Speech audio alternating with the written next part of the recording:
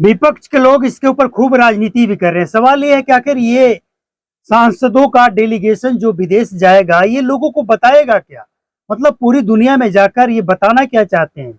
हमने पाकिस्तान को पीटा या पाकिस्तान ने हमारे साथ ये किया, क्या मैसेज क्या देना चाहते हैं? इसको अगर आप जानना समझना चाहते हैं तो इसको समझने के लिए इस विश्लेषण को पूरा देखिए।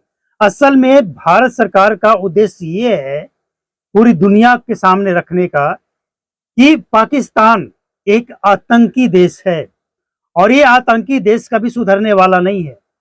ये कर्ज लेकर कर्ज लेकर और आतंकियों को पालता है।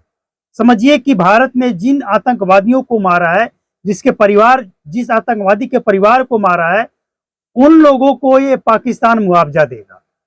तो सवाल ये है कि आखिर भारत में जो सांसद हैं, चाहे वो राज्यसभा हो या लोकसभा के सांसद हो, ये विदेश जाएंगे। और सबसे हैरान करने वाली बात यह है कि इसमें सत्ताधारी ही नहीं है, विपक्ष के लोग भी हैं और इस पे राजनीति भी खूब हो रही है, क्योंकि कांग्रेस के कुछ लीडर ऐसे हैं जो राजनीति कर रहे हैं। वो चाहते हैं कि उनके वो लीडर नहीं जाए जो इस समय पीएम मोदी के सपोर्ट में खड़े हैं। तो ऐसे लीडर जाएंगे या नहीं जाएंगे ये तय कौन करेगा? उनकी मर्जी, वो जाए या ना जाए, कोई किसी के बंधन में तो है नहीं। लेकिन सवाल ये है कि आखिर बताएंगे क्या? तो भाई ये बताएंगे कि मेरे साथ पाकिस्तान आखिर ऐसा करता क्यों है। हमारे पर्यटक कश्मीर जाते हैं, कश्मीर में लोग खुशहाल हैं, ये खुशहाली आखिर इन लोगों को देखा क्यों नहीं जाता है? ये आतंकवादी हमला जो हुआ ये इस ओर इशारा करता है कि धर्म पूछकर मारना और ये मैसेज देना कि कश्मीर में हम खुशहाली नहीं आने देंगे।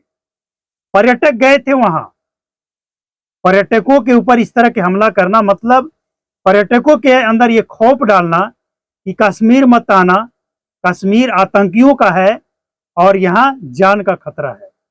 तो ये सब बातें, और सबसे बड़ी बात, जब सत्ता और विपक्ष सभी सांसद विदेश जाएंगे, असुद्दीन ओवैसी जैसे जो मुसलमानों का नेता है वो जाएंगे, तो एक मैसेज जाएगा पूरी दुनिया में कि इस मसले पे, आतंकवाद जैसे मसले पे भारत, सत्ताधारी या विपक्ष, सब एक साथ है।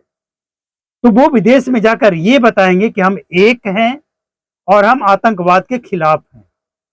पाकिस्तान जो कर्ज लेकर आतंकवादियों के पीछे खर्च करता है और वो इसलिए कि भारत को परेशान करे, तो पूरी दुनिया को ये समझना होगा कि आतंकवाद सही नहीं है किसी भी देश के लिए। और जो देश भारत के ये सब कुछ बताने के बाद भारत से सहानुभूति नहीं रखेगा, भारत के सपोर्ट में नहीं आएगा, भारत उसे भी सबक सिखाएगा। देखिए, तुर्की और चाइना, हालांकि तुर्की के खिलाफ अभी तक भारत सरकार ने कोई एक्शन नहीं लिया है, लेकिन जिस तरह से तुर्की को भारत सरकार ने सहायता किया था जब वहां भूकंप आया था, और जिस तरह से तुर्की ने पाकिस्तान के साथ एकदम से खड़ा हो गया, और न सिर्फ खड़ा हो गया, भारत के खिलाफ इस्तेमाल करने के लिए हथियार भी दे रहा है, तो ऐसे देश के सामने भारत को सतर्क रहना होगा। और भारत सरकार ने हालांकि कोई एक्शन नहीं लिया है, लेकिन भारतीय लोग एक्शन ले चुके हैं कि ऐसे देश जो आतंकियों को सपोर्ट करे, जो हमारे दुश्मनों को सपोर्ट करे, जिसको हमसे फायदा होता हो, ऐसे लोगों को बाइकाट करेंगे, ऐसे देश का बाइकाट करेंगे। तो ये पूरी दुनिया के लिए मैसेज है कि हम भारत के लोग 140 करोड़ लोग हैं और 140 करोड़ एक साथ हैं आतंकवाद के मुद्दे पे। हम आपस में कुछ भी करें, लेकिन जब मसला दूसरे देश का हो, आतंकवाद का हो, तो हम 140 करोड़ एक साथ हैं, चाहे सत्ताधारी हो, विपक्ष हो, सभी सांसद ये जाकर बताएंगे।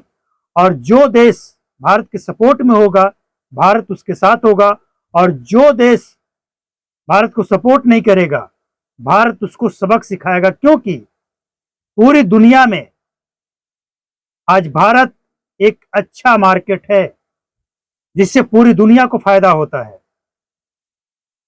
चाइना और तुर्की जिस तरह से भारत के साथ किया है और जिस तरह से अब ये दोनों को सजा भी मिली है आर्थिक तौर पे, उन तमाम देशों के अंदर ये मैसेज जाएगा कि अगर भारत से व्यापार करना है, ट्रेड करना है, तो रिश्ता बनाकर रखना होगा, वरना ये भारतीय एकजुट हैं, एक साथ हैं और संगठन में एकजुटता में वो ताकत होती है जिसके सामने पूरी दुनिया झुकती है।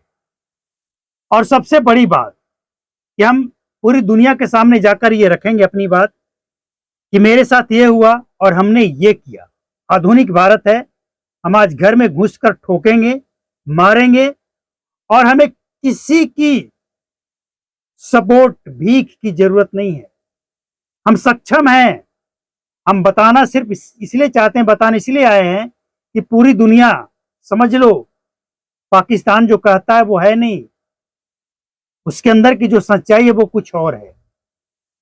और सबसे बड़ी बात कि पूरी दुनिया के अंदर ये मैसेज जाएगा कि आतंकवाद एक ऐसा विषय है जिसपे अगर आज नहीं सोचा गया तो जो आतंकियों को पालने वाला वो तो पहले बर्बाद होगा ही, जो सपोर्ट करने वाला है वो भी जाएगा।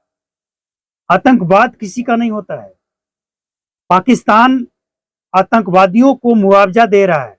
जानते हैं क्यों? क्योंकि आज पाकिस्तान आतंकवादियों के कब्जे में है। आज पाकिस्तान को यह देखना होगा कि पाकिस्तान को चला कौन रहा है, आतंकवादी, सेना या वहां की सरकार? कौन चला रहा है?